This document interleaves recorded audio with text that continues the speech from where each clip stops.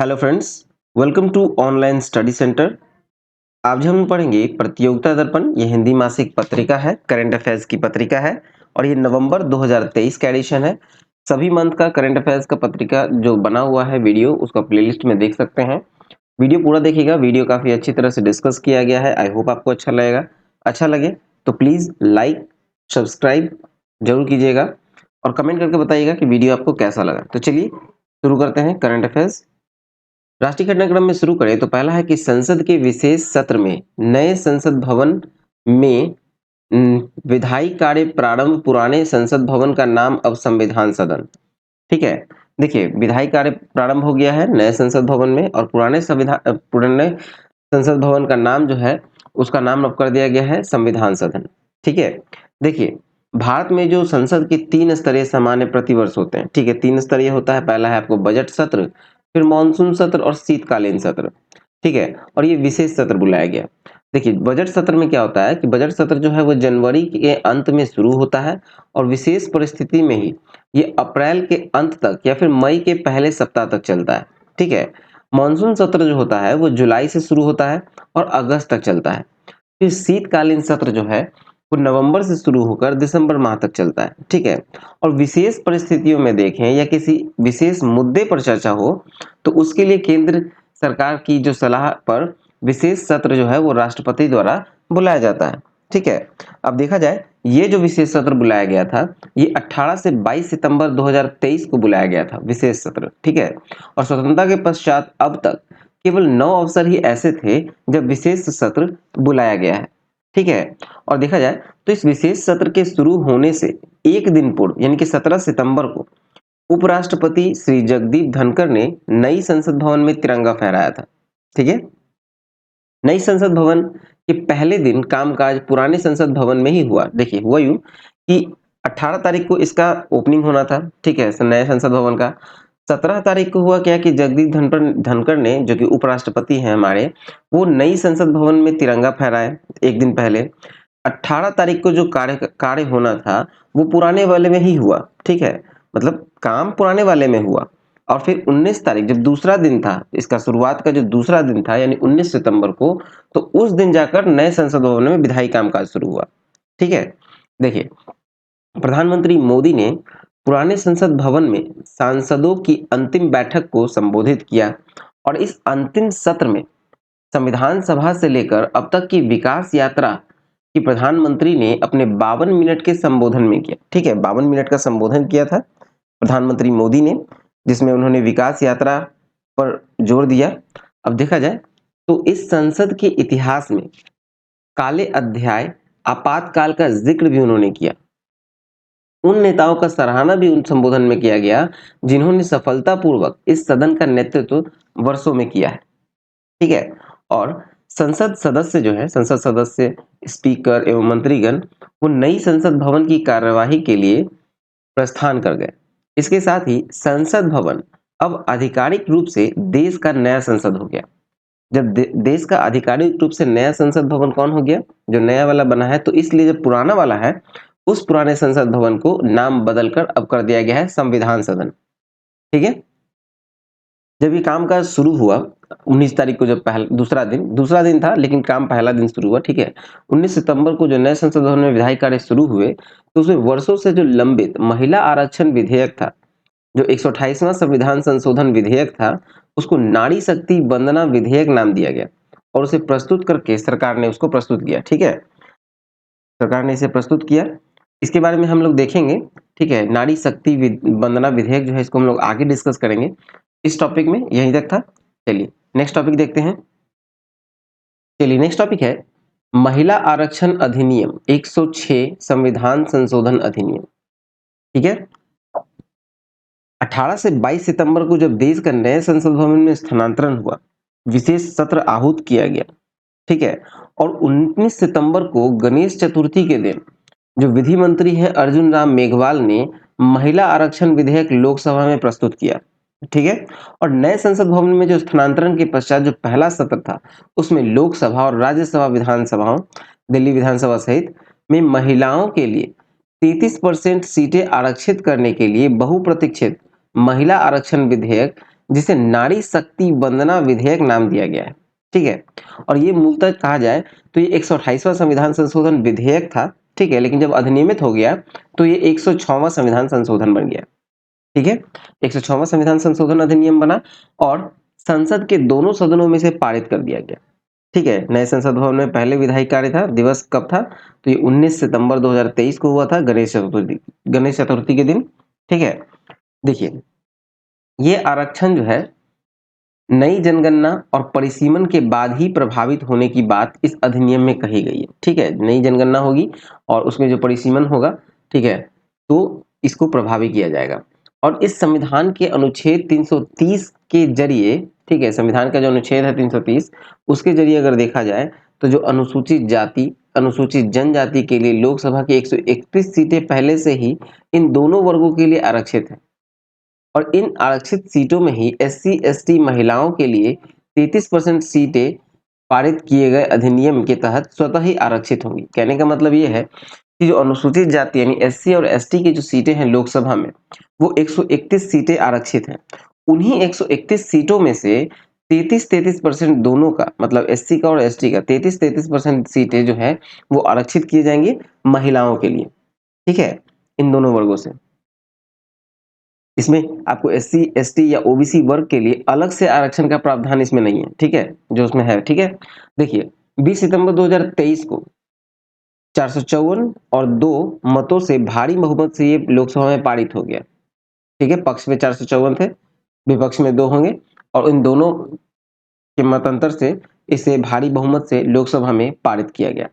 देखा जाए तो AIMIM का जो पार्टी है, ये पार्टी है असदुद्दीन ओवैसी की, इसने विरोध किया इसका और लोकसभा में पारित होने के अगले ही दिन राज्यसभा में भी ये पारित हो गया। ठीक है, फिर 29 सितंबर को राष्ट्रपति श्रीमती द्रौपदी मुर्मू के अनुमोदन प्राप्त हो गया, जिसके साथ ही कानून का रूप इसने ले लिया। 106वां संविधान संशोधन अधिनियम के रूप में इसे अधिसूचित कर दिया गया। देखा जाए तो महिलाओं का जो 33% आरक्षण दिलाने के लिए सर्वप्रथम अगर कहा जाए तो HD देवेगौड़ा के नेतृत्व वाली जो यूनाइटेड फ्रंट सरकार थी, उसने 81वां संविधान संशोधन विधेयक 12 सितंबर 1996 को लोकसभा में प्रस्तुत किया था। ठीक है, 186वां संविधान संशोधन पारित किया लाया था कब? तो ये 12 सितंबर 1996 को लोकसभा में प्रस्तुत किया गया था इसे। ठीक है, और 106वां संविधान संशोधन अधिनियम नए परिसीमन तथा नई जनगणना के पश्चात अब ये लागू होगा। प्रभावी होने पर लोकसभा की जो 543 सीटें पे 181 और राज्य विधानसभाओं की जो 4123 सीटें हैं, उसमें से 1374 सीटें अब महिलाओं के लिए आरक्षित हो जाएंगी। ठीक है, जो मौजूदा स्थिति है 543 सीटें, उसमें से 181 सीटें महिलाओं की होगी और राज्य विधानसभाओं में जो 4123 है, पूरे भारत में 4123 सीटें हैं, उसमें 1374 सीटें महिलाओं के लिए आरक्षित होंगी। देखा जाए तो राज्यसभा तथा केंद्र शासित पुदुचेरी विधानसभा के लिए ये आरक्षण अभी लागू नहीं होगा। ठीक है, राज्यसभा राज्यसभा में ये लागू नहीं होगा और केंद्र शासित प्रदेश है पुदुचेरी विधानसभा, वहां ये लागू नहीं होगा।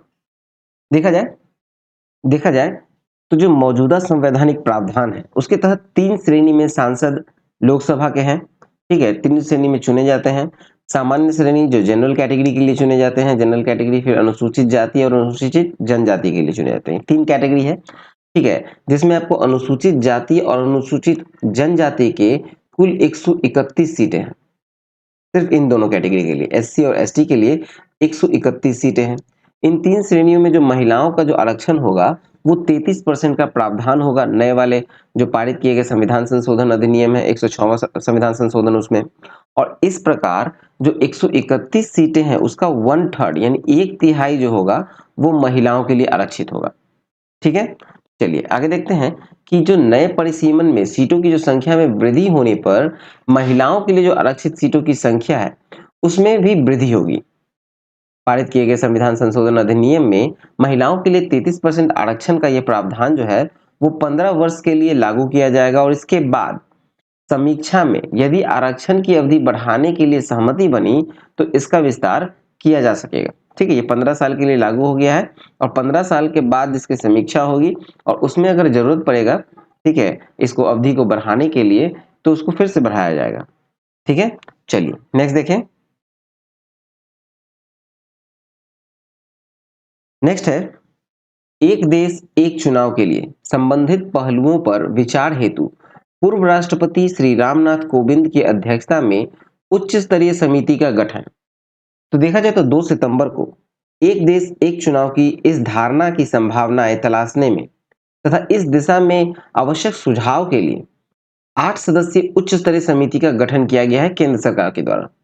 और इस समिति का जो अध्यक्ष बने हैं वो पूर्व राष्ट्रपति श्री रामनाथ कोविंद को बनाया गया है। और समिति में 7 अन्य सदस्य भी हैं, जिसमें आपको केंद्रीय गृह मंत्री अमित शाह, लोकसभा में सबसे बड़े विपक्षी दल के जो कांग्रेस के नेता हैं अधीर रंजन चौधरी, समिति का सदस्य बनने से इन्हें इनकार कर दिया है। ठीक है। फिर राज्यसभा में विपक्ष के नेता रह चुके गुलाम नबी आजाद, वित्त आयोग के अध्यक्ष रहे एन.के. सिंह, लोकसभा के पूर्व महासचिव सुभाष कश्यप, वरिष्ठ अधिवक्ता हरीश साल्वे एवं सतर्कता आयोग के पूर्व अध्यक्ष संजय कोठारी शामिल किए गए हैं। ठीक है।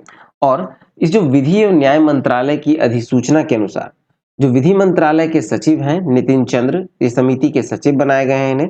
और जबकि केंद्रीय विधि मंत्री अर्जुन राम मेघवाल विशेष आमंत्रित सदस्य के रूप में इस समिति की बैठक में शामिल होंगे। 23 सितंबर 2023 को इसकी पहली औपचारिक बैठक नई दिल्ली में संपन्न हुई। और इस कानून का उद्देश्य है कि देश में पंचायत, नगर निकाय से लेकर सभी विधानसभाओं, लोकसभाओं तक के सभी चुनाव एक साथ ही संपन्न कराने की दिशा में सरकार ने कदम उठाए। ठीक है। चलिए नेक्स्ट देखते हैं। नेक्स्ट है प्रोजेक्ट चीता, 1 वर्ष पूर्ण। ठीक है। प्रोजेक्ट चीता का जो 1 वर्ष पूरा हो गया है। ठीक है। देखिए 17 सितंबर को प्रोजेक्ट चीता का 1 वर्ष पूरा हुआ। और भारत में चीतों के जो विलुप्त होने की जो लगभग 75 वर्ष के पश्चात देश में उनके पुनर्वास के लिए 2022 में ये प्रोजेक्ट चीता शुरू किया गया था। ठीक है। भारत में चीते जो है वैसे विलुप्त हो गए थे। ठीक है। 75 साल हो गए विलुप्त घोषित किए हुए। और उस 75 साल के बाद ये फिर से पुनर्वास स्टार्ट किया गया है 2022 में और नाम दिया गया था प्रोजेक्ट चीता। इस प्रोजेक्ट के तहत हुआ यूं कि नामीबिया से लाकर 8 चीतों को मध्य प्रदेश के कूनो नेशनल पार्क में 17 सितंबर 2022 को प्रधानमंत्री नरेंद्र मोदी के जन्म दिवस पर छोड़ा गया था। ठीक है। और 18 फरवरी 2023 को 12 अन्य चीते दक्षिण अफ्रीका से लाकर कूनो नेशनल पार्क में ही छोड़े गए। ठीक है। और इनमें से लाए गए चीतों में 6 वयस्क चीतों की मौत हो चुकी है पिछले 1 वर्ष में। और नामीबिया से लाए गए जो 8 चीतों में से एक मादा चीते ने 4 शावकों को जन्म दिया था मार्च 2023 में, जिनमें से 3 की मौत हो गई है, एक अभी भी है। ठीक है। और काफी हेल्दी है। और पर्यावरण एवं जलवायु परिवर्तन मंत्रालय द्वारा 1 वर्ष पूर्ण होने के उपलक्ष्य में 17 सितंबर 2023 को कूनो राष्ट्रीय पार्क में चीता परियोजना के सफल कार्यान्वयन का एक रिपोर्ट जो है वो मंत्रालय ने जारी किया है। और रिपोर्ट में बताया है कि इस प्रोजेक्ट की जो अल्पकालिक सफलता के लिए 6 मानदंड प्रोजेक्ट के लिए कार्य योजना यानी एक्शन प्लान में निर्धारित किए गए। इनमें 4 को पूरा किया गया है, 4 पहले ही पूरा हो चुका है। और इसमें से प्रवासी चीतों के 50% का जीवित रहना यानी 50% सर्वाइवल ऑफ द इंट्रोड्यूस्ड चीता है। ठीक है। और होम रेंज की स्थापना, कूनों में शावकों का जन्म, चीता ट्रैकर्स की नियुक्तियां, कूनों के आसपास के क्षेत्रों की भूमि की मूल्य की वृद्धि के माध्यम से स्थानीय समुदायों के राजस्व में योगदान हुआ। ठीक है। और देखा जाए तो रिपोर्ट के अनुसार कहा गया है कि अधिकांश चीते जो हैं वो भारतीय परिस्थितियों के अनुरूप अपने आप को ढाल रहे हैं। 75 वर्ष के अंतराल के पश्चात किसी मादा चीते ने भारत की धरती पर शावकों को जन्म दिया है। और इनमें से एक जीवित शावक जो है अब 6 माह का है। ठीक है। और ये सामान्य रूप से बड़ा हो रहा है। मंत्रालय की रिपोर्ट में और कहा गया है कि प्रोजेक्ट चीता ने स्थानीय समुदाय को संगठित किया और उन्हें प्रत्यक्ष और अप्रत्यक्ष रोजगार द्वारा आजीविका के विकल्प प्रदान किए हैं। एक दीर्घकालिक परियोजना होने के नाते दक्षिण अफ्रीका, नामीबिया और अन्य अफ्रीकी देशों से 12 से 14 चीते अगले 5 वर्षों तक प्रति वर्ष, ठीक है, यानी कि हर साल, उसके पश्चात आवश्यकता के आधार पर लाया जाएगा। ठीक है।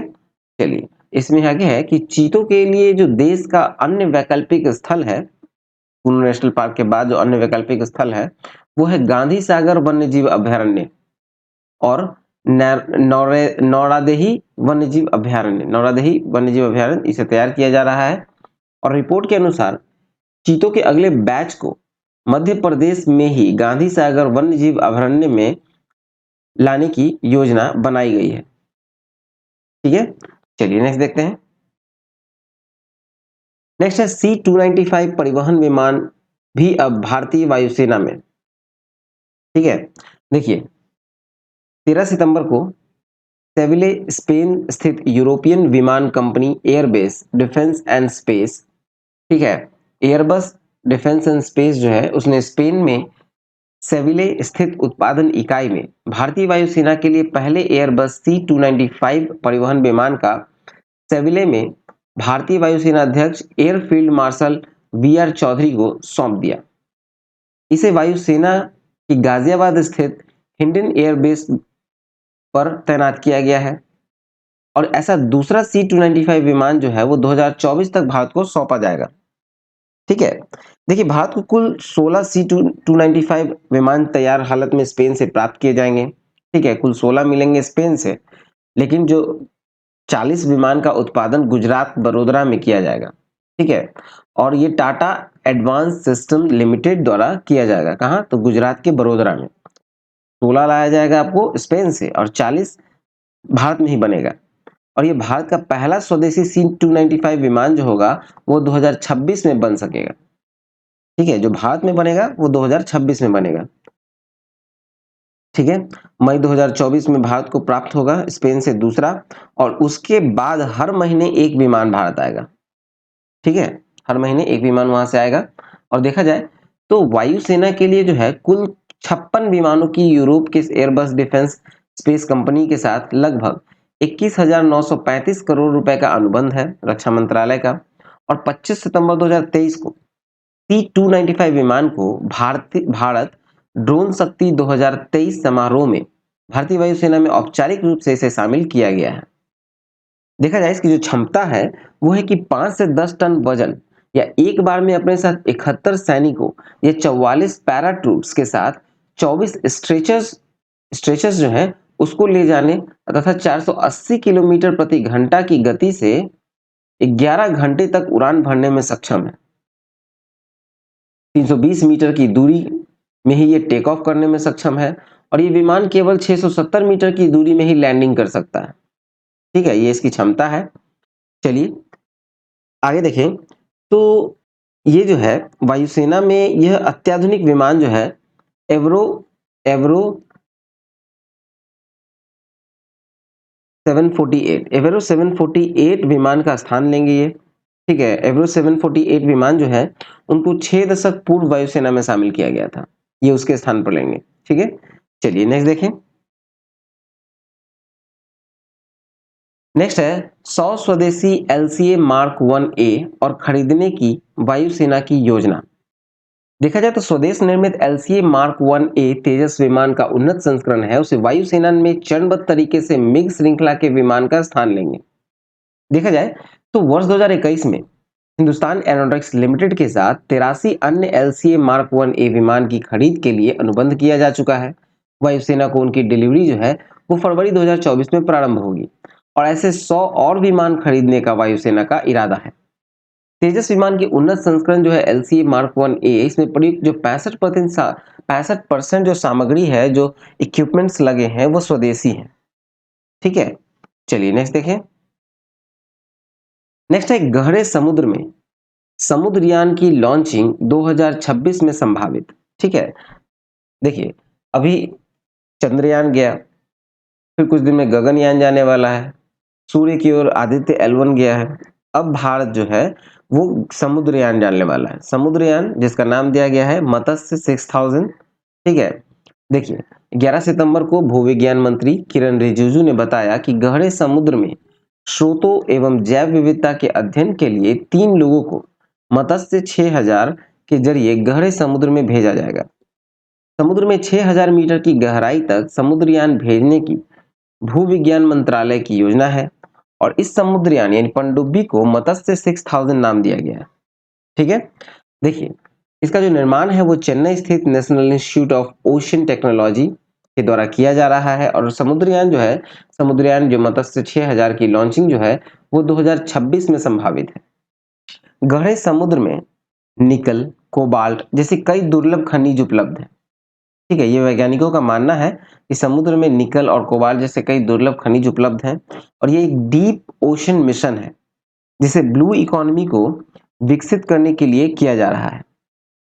नेक्स्ट टॉपिक है शांति निकेतन तथा होयसल के पवित्र मंदिर समूह यूनेस्को की विश्व धरोहर सूची में शामिल। तो देखा जाए तो 10 से 15 सितंबर को विश्व धरोहर सूची में शांति निकेतन तथा होयसल पवित्र मंदिर समूह को शामिल करने का निर्णय यूनेस्को की विश्व धरोहर समिति की सऊदी अरब में रियाद में संपन्न 45वीं सत्र में बैठक में लिया गया। ठीक है, 45वीं सत्र की बैठक में ये निर्णय लिया गया।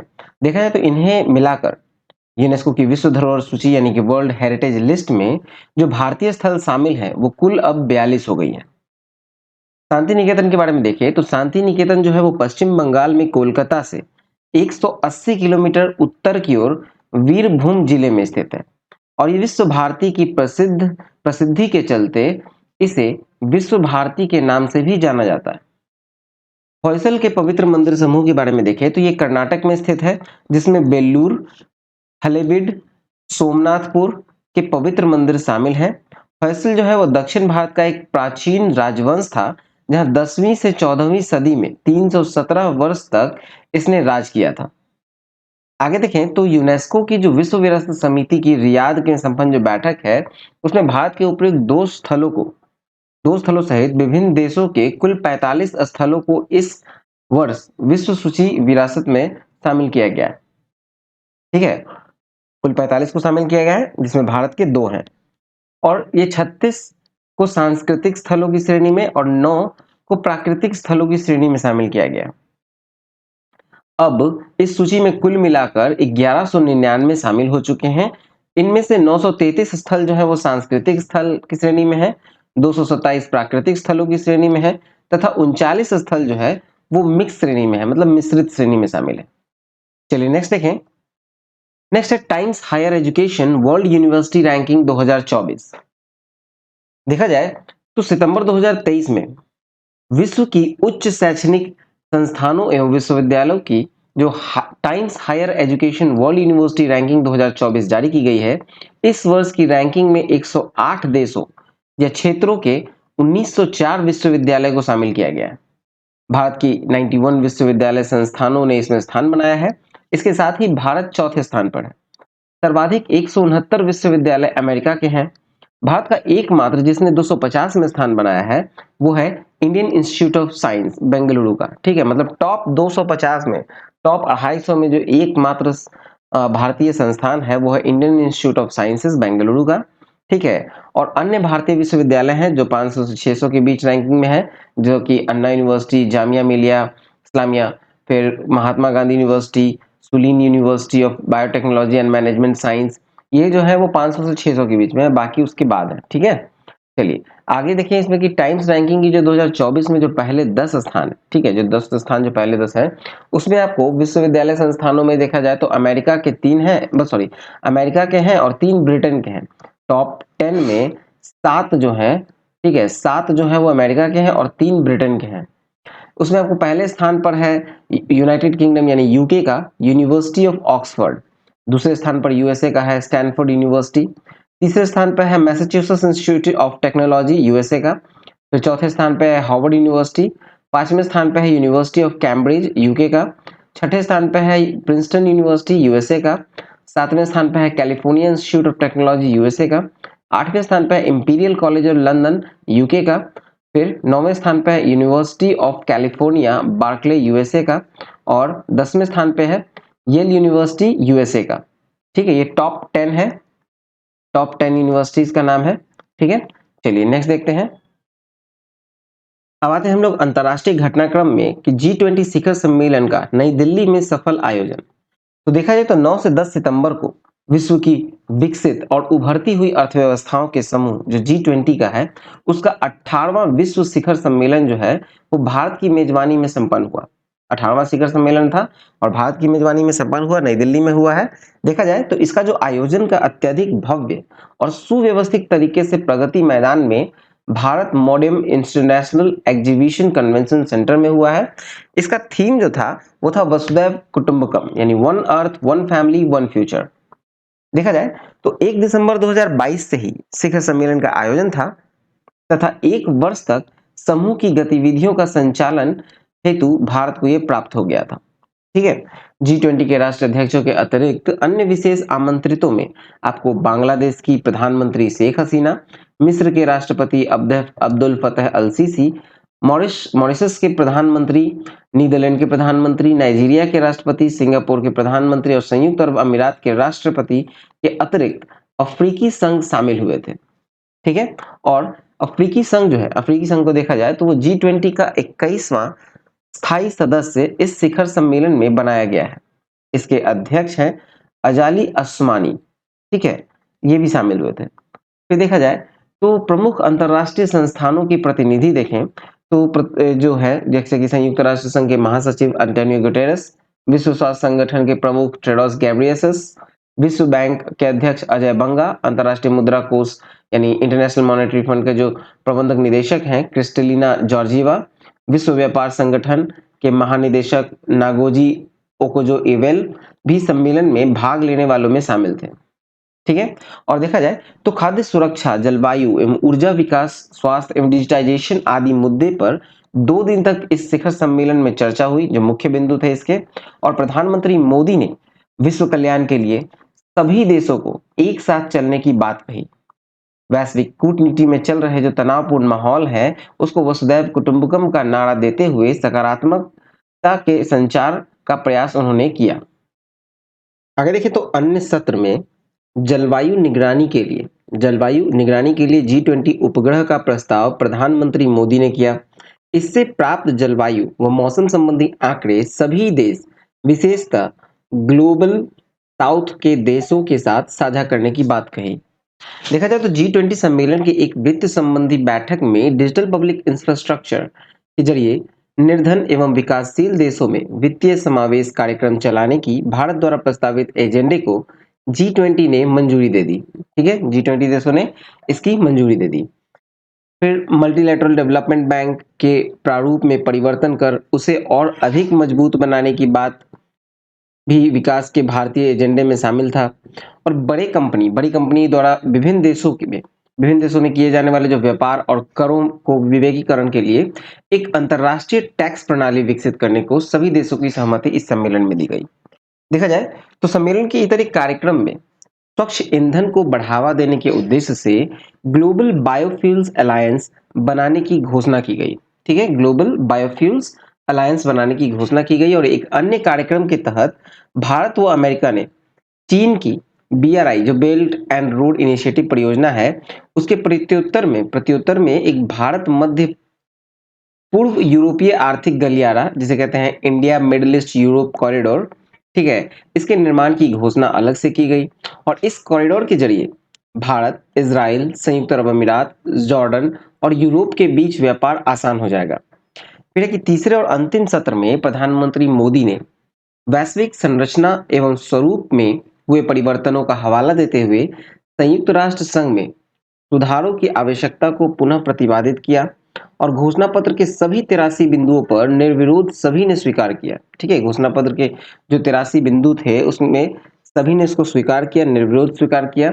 और G20 का जो अगला 19वां सम्मेलन होगा वो 2024 में होगा, रियो द जेनेरियो में, ब्राजील में। ठीक है। और G20 की अध्यक्षता का प्रतीक जो है गेवल जो है वो ब्राजील के राष्ट्रपति लूला ड सिल्वा को सौंप दिया गया। G20 की अध्यक्षता 1 दिसंबर 2023 से औपचारिक रूप से ब्राजील के पास आ जाएगी। ठीक है, चलिए नेक्स्ट देखें। नेक्स्ट है आसियान का 43वां शिखर सम्मेलन। ठीक है, आसियान का 43वां शिखर सम्मेलन और संबंधित बैठक जो है वो जकार्ता में संपन्न हुआ। ठीक है, तो देखिए 5 से 7 सितंबर को दक्षिण पूर्व एशिया के 10 देशों के समूह आसियान, जिसे कहते हैं association of south east Asian Nations, उसका 43वां शिखर सम्मेलन और उससे संबंधित जो विभिन्न अन्य बैठकें हैं वो इंडोनेशिया के जकार्ता में संपन्न हुआ है। और भारत आसियान का सदस्य नहीं है लेकिन वार्ता का भागीदार है, मतलब डायलॉग पार्टनर होने के नाते आसियान की अलग से बैठक होती है जैसे आसियान प्लस भारत। इस बैठक में ये प्रतिवर्ष ये होता है, उसमें भाग लेता है, ठीक है। और आसियान के जो 10 सदस्य देश अगर देखें तो वो है आपको Indonesia, Malaysia, Philippines, Myanmar, Singapore, Cambodia, Laos, Brunei, Thailand, Vietnam, ये सब शामिल है। और शीघ्र ही अब इसमें तिमोर लेस्ते भी इसका 11वां सदस्य होगा, ठीक है। देखिए, इंडोनेशिया के जो राष्ट्रपति हैं वो है जोको विडोडो। जोको विडोडो की अध्यक्षता में ये आसियान का सम्मेलन हुआ था और स्थिति सामान्य करने के लिए आसियान द्वारा म्यांमार को 2021 में सुझाई गई जो 5 सूत्रीय योजना थी, ठीक है। जो म्यांमार की स्थिति है उसको सुधारने के लिए, स्थिति को सामान्य करने के लिए 5 सूत्रीय योजना दिया गया था। उसमें म्यांमार जो है वो विफल रहा, ठीक है। और उच्च सैन्य पदाधिकारी और अनेक उनके द्वारा जो नामित प्रतिनिधि मंडल हैं उसकी आसियान शिखर सम्मेलन में भागीदारी को भी इस बार प्रतिबंधित रखा गया था। देखा जाए तो इसी के साथ जो चक्रानुसार, मतलब कि एक चक्र के हिसाब से जो चलता है कि म्यांमार का जो बैठक कहाँ-कहाँ होता है एक चक्र के अनुसार, ठीक है। तो उसमें आपको म्यांमार के लिए 2026 के लिए जो निर्धारित आसियान की अध्यक्षता थी उसको भी रद्द कर दिया गया, ठीक है। और ये अध्यक्षता अब चली गई है फिलीपींस को, ठीक है। देखिए, इस समूह का जो आदर्श वाक्य है, मतलब मोटो जो है वो है वन विजन, वन आइडेंटिटी और वन कम्युनिटी, ठीक है। One vision, one identity, one community, ये था इसका आदर्श वाक्य। आसियान दक्षिण पूर्व एशिया के 10 राष्ट्रों का एक संगठन है जिसकी स्थापना कब हुई थी? तो ये हुई थी 8 अगस्त 1967 को, ठीक है। 5 देशों के साथ इसकी स्थापना की गई थी, ठीक है। और अभी 10 हैं और 11वां तिमोर लेस्ते को इस बार जोड़ा गया है। चलिए नेक्स्ट देखते हैं। अगला है कि आसियान भारत का 20वां शिखर सम्मेलन, ठीक है। आसियान सम्मेलन के साथ साथ आसियान प्लस भारत वार्ता भी होती है, ठीक है। और उसमें देखा जाए तो 7 सितंबर 2023 को जकार्ता में आसियान का जो भारत संपन्न हुआ था आसियान, उसके साथ साथ भारत के साथ जो 20वां शिखर सम्मेलन है जो भारत के साथ हुआ आसियान का, वो 20वां शिखर सम्मेलन था और उसकी अध्यक्षता भी इंडोनेशिया के राष्ट्रपति ने की थी। और भारत के जो प्रधानमंत्री हैं नरेंद्र मोदी, उन्होंने खुद इस सम्मेलन को संबोधित किया और दक्षिण पूर्व एशिया के साथ भारत के गहरे आर्थिक और सांस्कृतिक संबंधों का उन्होंने उल्लेख किया है। देखा जाए तो हिंद प्रशांत क्षेत्र में जो आसियान की केंद्रीयता है उसकी पुष्टि करने के साथ साथ आसियान को भारत की एक्ट ईस्ट नीति का केंद्रीय स्तंभ उन्होंने बताया। प्रधानमंत्री नरेंद्र मोदी ने एक्ट ईस्ट नीति का केंद्रीय स्तंभ बताया है आसियान को। और भारत ने जो आसियान के सहयोग को मजबूत करने के लिए 12 सूत्री, ठीक है, कुल 12 सूत्री प्रस्ताव भी प्रस्तुत किए हैं, ठीक है। देखा जाए तो जो डिजिटल बदलाव व वित्तीय कनेक्टिविटी में सहयोग पर विशेष ध्यान केंद्रित करते हुए, ठीक है, डिजिटल भविष्य के लिए आसियान भारत कोष की स्थापना की घोषणा की। पारस्परिक सहयोग के विभिन्न मुद्दों पर चर्चा, साथ साथ खाद्य सुरक्षा के लिए एक साझा घोषणा पत्र भी अलग से इस सम्मेलन में जारी किया गया। देखा जाए तो भारत व आसियान देशों के बीच जो समुद्री सहयोग के लिए भी पहली बार साझा घोषणा पत्र इस शिखर सम्मेलन में जारी किया गया है। और तिमोर लेस्ते की जो राजधानी है वह दिल्ली है। इसमें भारतीय दूतावास खोलने की घोषणा भी की गई है, ठीक है। 11वां सदस्य है तिमोर लेस्ते आसियान का। चलिए नेक्स्ट देखते हैं। अगला है 18वां पूर्वी एशिया शिखर सम्मेलन। तो 7 सितंबर 2023 को आसियान सम्मेलन के साथ ही 18वें पूर्वी एशिया शिखर सम्मेलन यानी ईस्ट एशिया समिट का आयोजन जकार्ता में हुआ। और आसियान के 10 सदस्यों के अतिरिक्त 8 अन्य सदस्य देश, उन 8 में देखा जाए तो ऑस्ट्रेलिया, चीन, जापान, भारत, न्यूजीलैंड, रूस और दक्षिण कोरिया और अमेरिका है, ये भागीदार रहते हैं, ठीक है। और भारत का प्रतिनिधित्व प्रधानमंत्री नरेंद्र मोदी ने स्वयं किया इस सम्मेलन को। और हिंद प्रशांत क्षेत्र में शांति एवं सुरक्षा का मुद्दा इस सम्मेलन में हावी रहा। भारतीय प्रधानमंत्री ने ऐसे हिंद प्रशांत क्षेत्र की आवश्यकता बताई जहां समुद्र पर कानून को लेकर संयुक्त राष्ट्र के समझौते, UN convention on the law of the sea सहित दूसरे अंतर्राष्ट्रीय कानून समान रूप से लागू हो, तथा जहां नौवहन और उड़ान, ठीक है, स्वतंत्रता हो, नौवहन का और उड़ानों का स्वतंत्रता हो। और जहां सभी के लाभ के सागर, ठीक है, सभी के लाभ के सागर के लिए आचार संहिता प्रभावकारी हो, ठीक है। चलिए इसमें आगे है कि जलवायु परिवर्तन, साइबर सिक्योरिटी, भोजन, स्वास्थ्य एवं ऊर्जा संबंधित चुनौतियों का भी उल्लेख किया। ठीक है, प्रधानमंत्री ने इन सभी चीजों का उल्लेख किया और बताया कि अपनी G20 अध्यक्षता में इन अहम मुद्दों पर भारत ने फोकस किया था। संयुक्त घोषणा पत्र जो आया था, ठीक है, जो संयुक्त जो घोषणा पत्र है, उसमें 34 बिंदुओं पर सहमति बनी थी और पूर्वी एशिया में रणनीतिक, राजनीतिक, आर्थिक संपन्नता के लिए सहयोग संवर्धन इनमें शामिल है। पूर्वी एशिया क्षेत्र के विकास के लिए वर्ष 2024 से 2028 तक एक एजेंट को अंतिम रूप इसमें दिया गया।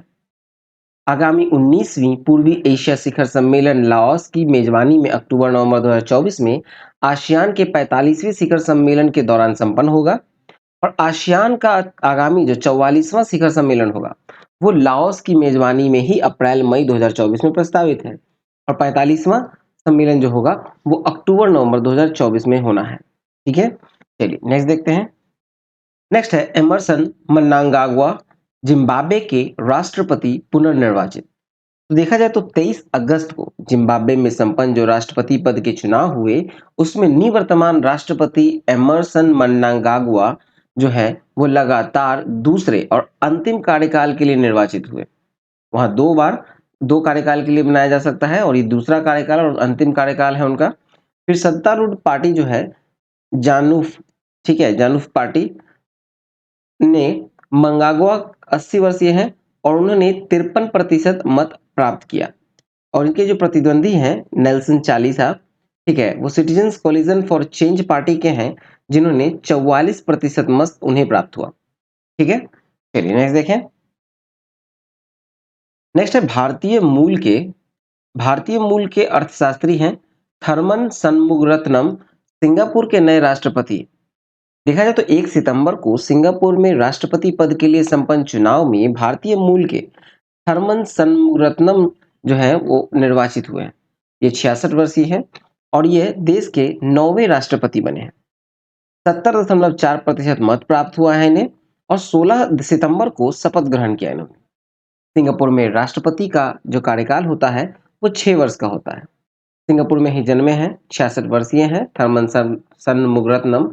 वो मूलतः कहा जाए तो वो एक अर्थशास्त्री है और पिछले 2 दशकों से भी अधिक समय तक सत्तारूढ़ पीपुल्स एक्शन पार्टी के साथ रहते हुए सार्वजनिक क्षेत्र और मंत्री पदों पर उन्होंने कार्य किया है। चलिए नेक्स्ट देखें। अगला टॉपिक है भूमध्य सागरीय तूफान डैनियल। डैनियल से लीबिया के तटीय शहर डेर्ना में बाढ़ से तबाही। ठीक है, लीबिया का एक तटीय शहर है डेर्ना, जहां बाढ़ से काफी तबाही हुई है और जो जो तूफान आया है उसका नाम है डैनियल। देखा जाए तो 10 सितंबर को भूमध्य सागर से उठे जो भीषण डैनियल तूफान था, उसके कारण काफी विनाशकारी स्थिति पैदा हुई और पूर्वी लीबिया के तटीय इलाकों में ये बहुत ज्यादा विनाशकारी स्थिति उत्पन्न रही। ठीक है, जिसमें आपको देखा जाए तो जो तटवर्तीय क्षेत्र हैं, आपको डेरना, सूसा, अल बायदा, ये आदि शहर जो है वो बाढ़ से भारी क्षति हुई है यहाँ पर और सर्वाधिक क्षति डेरना में हुई है, जहां 10,000 से अधिक लोगों की मौत की पुष्टि हुई है 20 सितंबर तक और जबकि हजारों लोग लापता थे। मीडिया रिपोर्ट के अनुसार अगर हम लोग देखें तो पोर्ट सिटी जो है डेरना, उसके पास 2 डैम तूफान के कारण टूट गए और उनका पानी जो है वो पूरे शहर में फैल गया।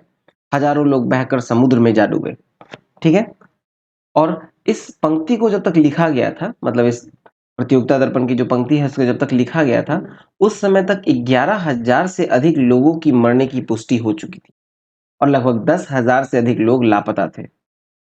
21,000 से अधिक मौत होने की आशंका व्यक्त की गई है इसमें। ठीक है, कीचड़ और मलबे में फंसे शवों से जो दुर्गंध फैल रही है, उससे महामारी फैलने की आशंका राहत दलों ने व्यक्त की है। ठीक है, चलिए नेक्स्ट टॉपिक देखें।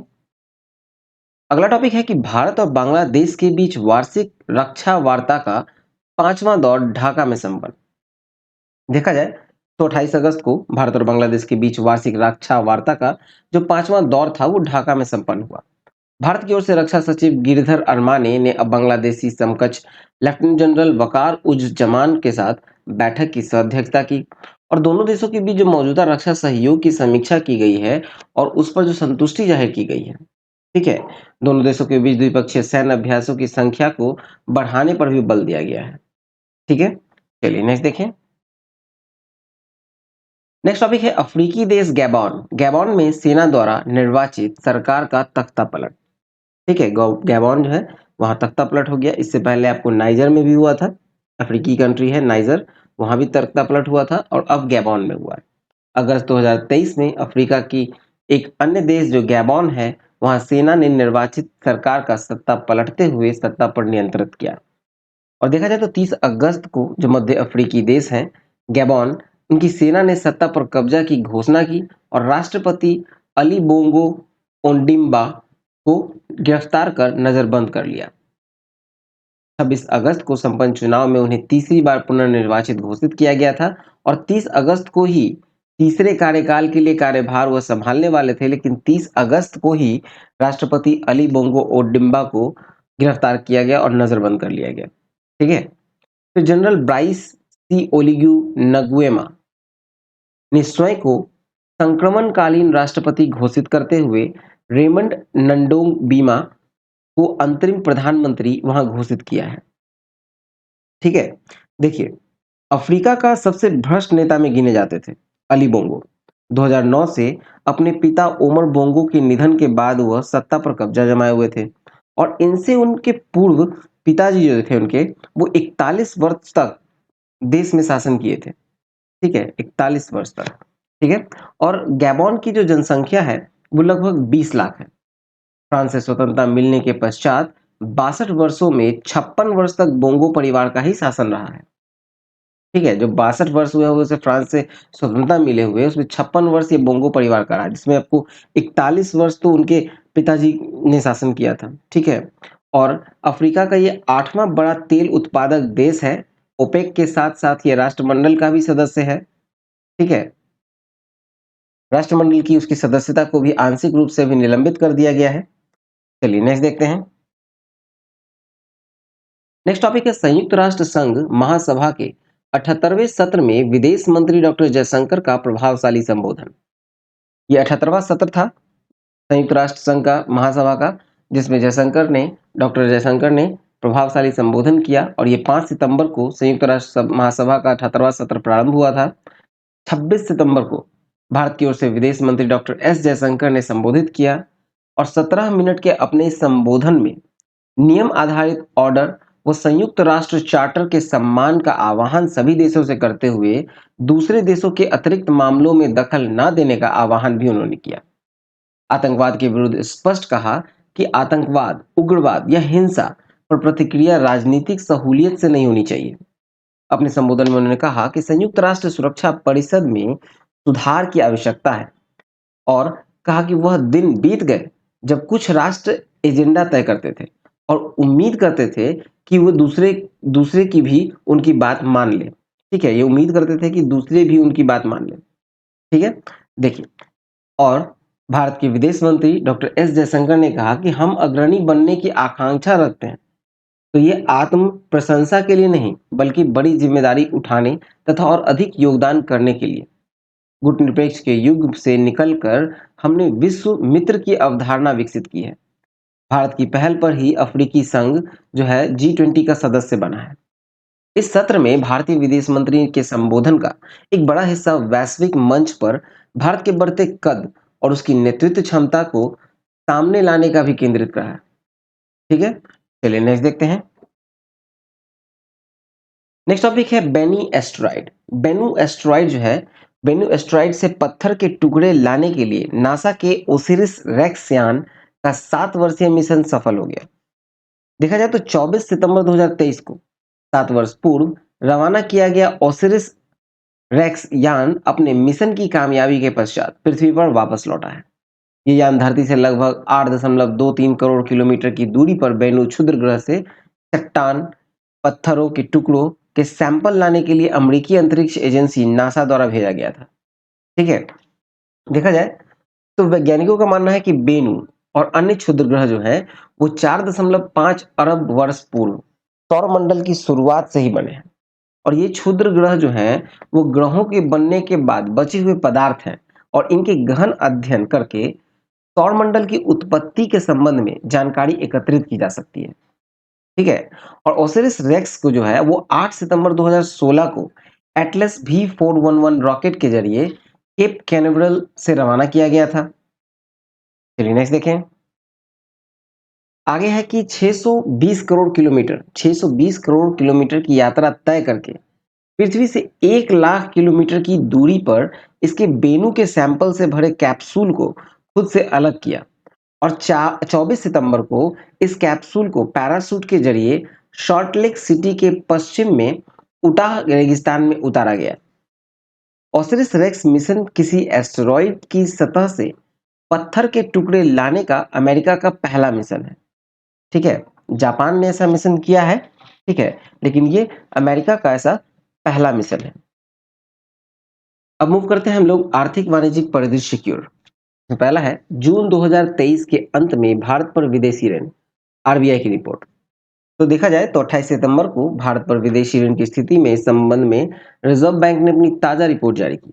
इस रिपोर्ट के अनुसार देखा जाए तो कुल विदेशी ऋण जो है भारत पर वो है 629.1 अरब डॉलर, जिसमें दीर्घकालिक ऋण है 505.5 अरब डॉलर और कुल विदेशी ऋण में दीर्घकालिक ऋण का भाग अगर देखें तो वह है 80.4%। ठीक है, मतलब कुल ऋण जो है 629.1 अरब डॉलर है, तो उसमें 80.4% जो है वो आपको दीर्घकालिक ऋण है और ये दीर्घकालिक ऋण कितना है तो 505.5 अरब डॉलर। फिर अल्पकालिक मतलब कम समय के लिए, कम अवधि के लिए जो अल्पकालिक ऋण होता है वो है 123.6 अरब डॉलर है।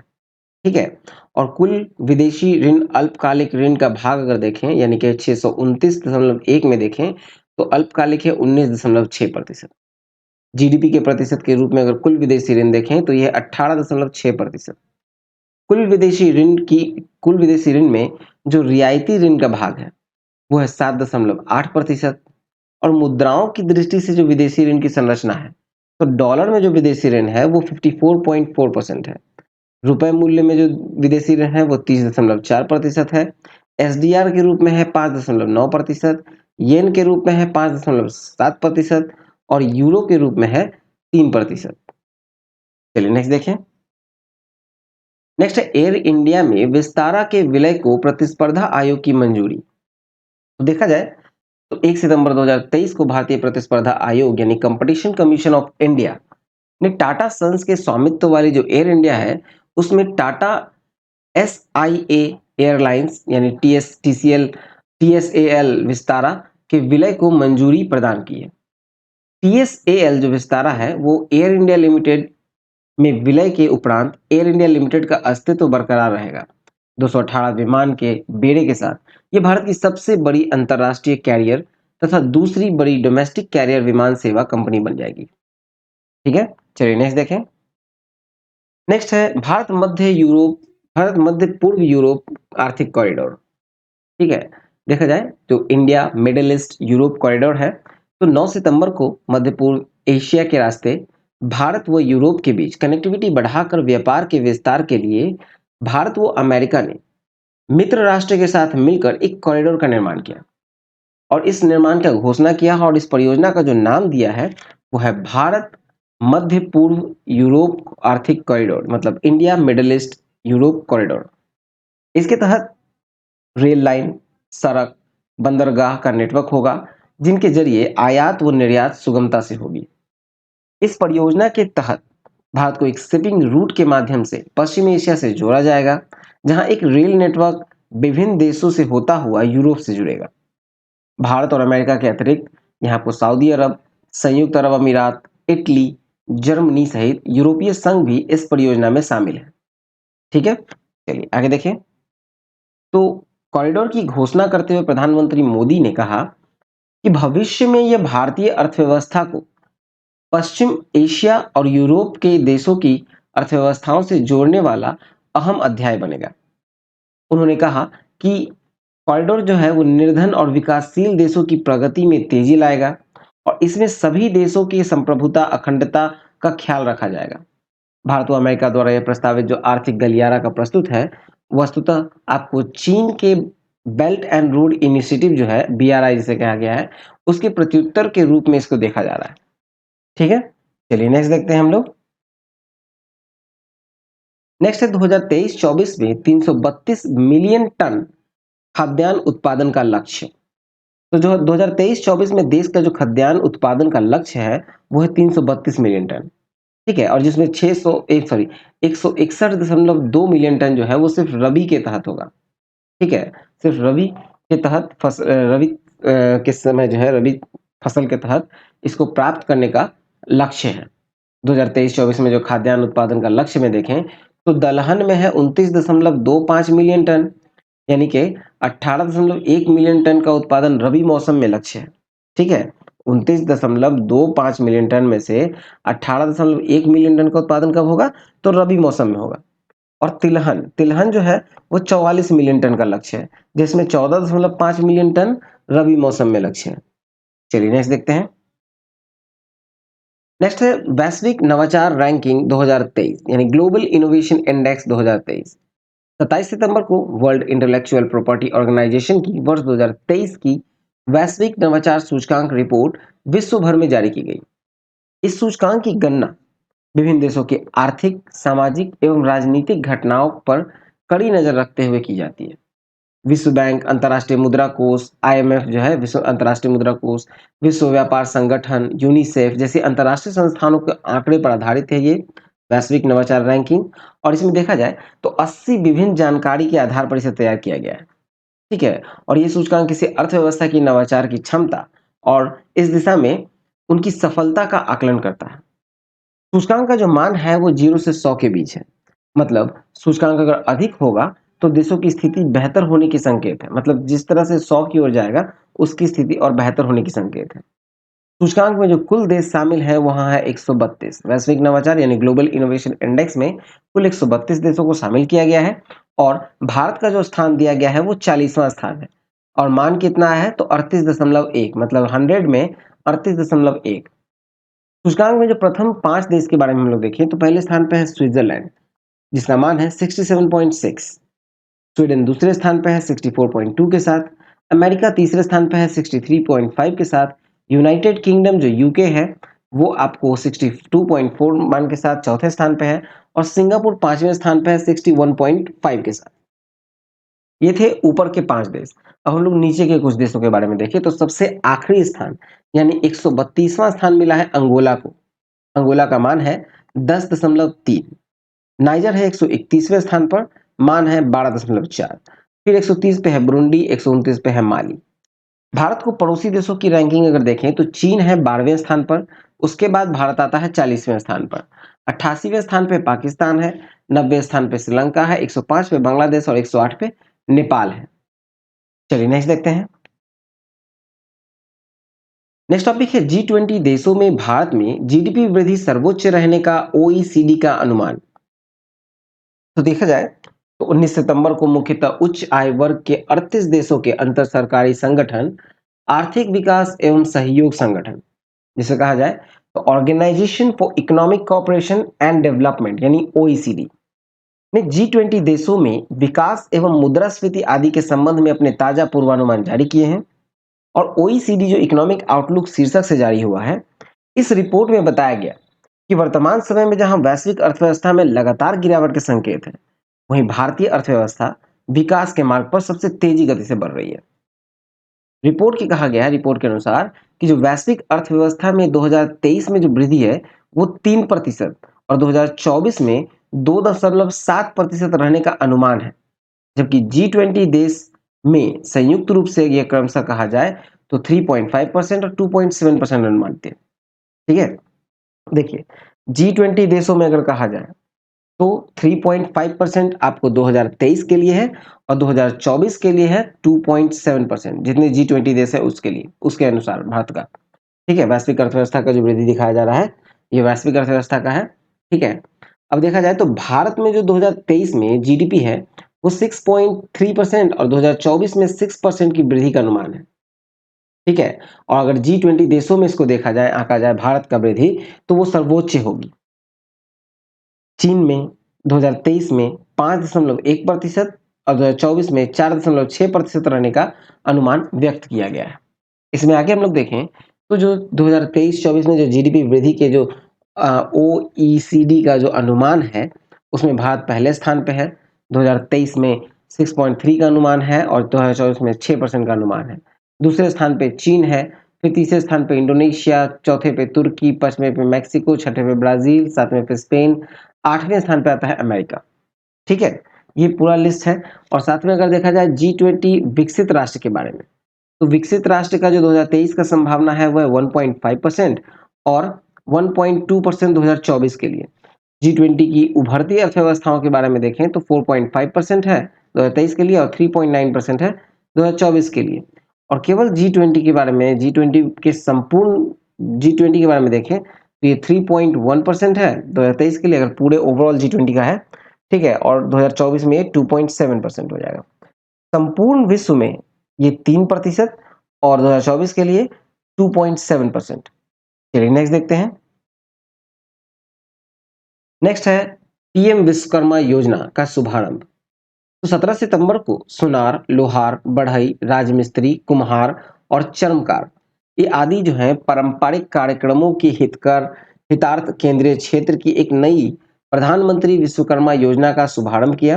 प्रधानमंत्री नरेंद्र मोदी ने अपने 73वें जन्म दिवस पर इसका शुभारंभ किया। ठीक है, और इस योजना का उल्लेख जो है वो वित्त मंत्री श्रीमती निर्मला सीतारमन ने 2023-24 के जो बजट प्रस्तुत किए थे उस बजट भाषण में इसका उल्लेख किया गया था। ठीक है, और 16 अगस्त 2023 की बैठक में 13,000 करोड़ का परिव्यय के साथ इस योजना को केंद्रीय मंत्रिमंडल में मंजूरी प्रदान मिल गई। ठीक है, और 18 ट्रेडर्स के कारीगरों को, ठीक है, 18 ट्रेडर्स के कारीगरों को इस योजना के जो पीएम विश्वकर्मा है उसके शुभारंभ के अवसर पर संबोधित किया और कहा कि इसके तहत उन सभी को लाभ हो सकेगा। इनमें कौन-कौन है वो 18 ट्रेडर्स, तो सुथार यानी बढ़ई, नाव निर्माता, अस्त्रकार, लोहे का काम करने वाले, टोकरी, चटाई, झाड़ू बनाने वाले, गुड़िया और खिलौना निर्माता, फिर सुनार, कुम्हार, जूते बनाने वाले, हथौड़ा, टूल किट निर्माता, ताला बनाने वाले, मूर्तिकार, पत्थर तराशने या तोड़ने वाले, फिर राजमिस्त्री, बाल काटने वाले, मालाकार, कपड़े धोने वाले, दर्जी और मछली पकड़ने वालों का जाल बनाने वाले इसमें शामिल हैं। ठीक है, और देखा जाए तो जो पात्र कारीगर हैं उनको कारोबार के लिए 3 लाख रुपए तक का ऋण 5% की रियायती ब्याज पर इस योजना के तहत उपलब्ध कराया जाएगा। ठीक है, रियायती ब्याज में 8% की ब्याज सब्सिडी शामिल है। ठीक है, और देखा जाए तो प्रारंभ में 1 लाख का कर्ज दिया जाएगा, 1 लाख का ऋण लाभार्थी को देंगे और उस ऋण को जब वो पूर्ण भुगतान कर देगा तब 2 लाख तक का अतिरिक्त ऋण दिया जाएगा। स्किल अपग्रेडेशन के लिए 5 दिन की ट्रेनिंग की जाएगी। साथ ही 500 रुपए प्रतिदिन की स्टाइपेंड भुगतान ट्रेनिंग के दौरान किया जाएगा और टूल किट इंसेंटिव के रूप में 15,000 की ग्रांट दी जाएगी। डिजिटल लेन-देन को प्रमोट करने के लिए 1 रुपए प्रतिदिन लेन-देन का इंसेंटिव 100 लेन-देन तक दिया जाएगा। तैयार उत्पादों के लिए क्वालिटी सर्टिफिकेशन, ब्रांडिंग, विज्ञापन जैसी मार्केटिंग सहायता योजना के तहत उपलब्ध कराई जाएगी। ठीक है, चलिए नेक्स्ट देखें।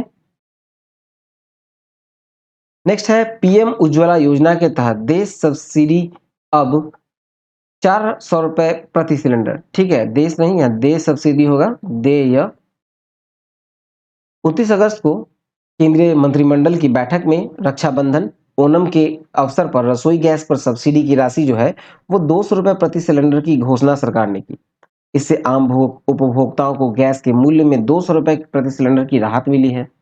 लेकिन इस प्रधानमंत्री उज्ज्वला योजना के तहत निःशुल्क गैस जो कनेक्शन दिया गया है उसमें 200 रुपए का प्रति सिलेंडर का सब्सिडी तो पहले ही दिया जा रहा था और अब 200 रुपए प्रति सिलेंडर का सब्सिडी बढ़ गया, यानी कुल मिलाकर 400 रुपए प्रति सिलेंडर सब्सिडी हो गया।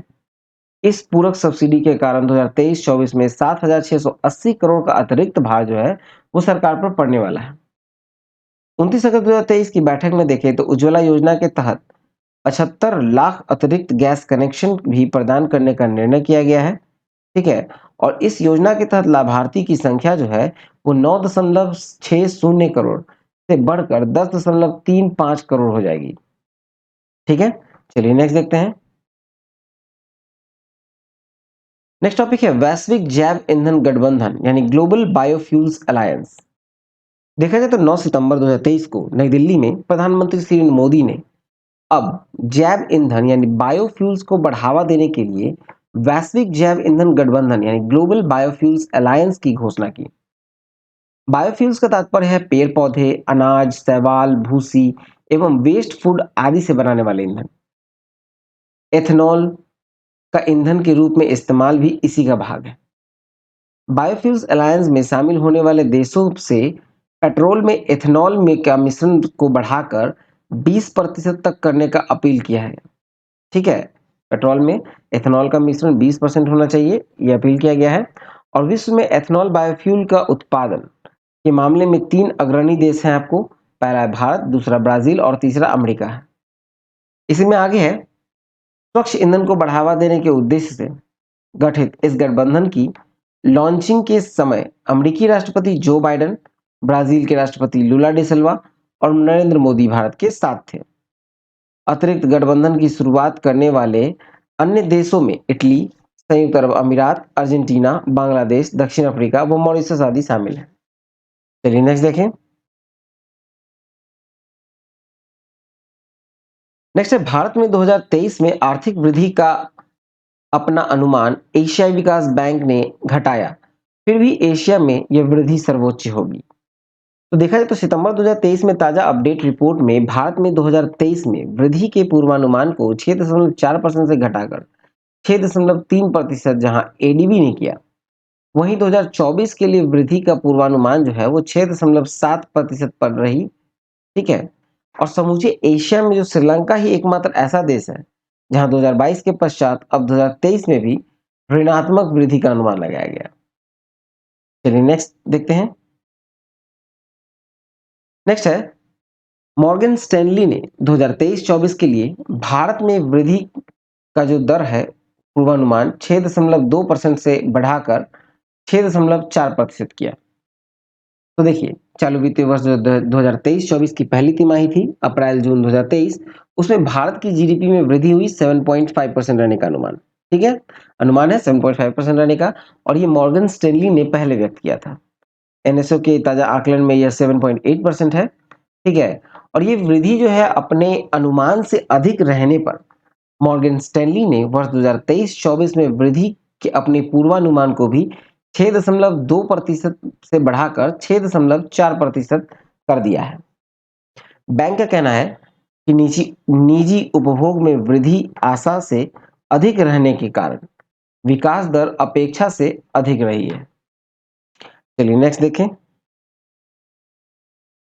नेक्स्ट है फिच। फिच का भारत में 2023-24 में आर्थिक वृद्धि अनुमान 6.3% पर बरकरार।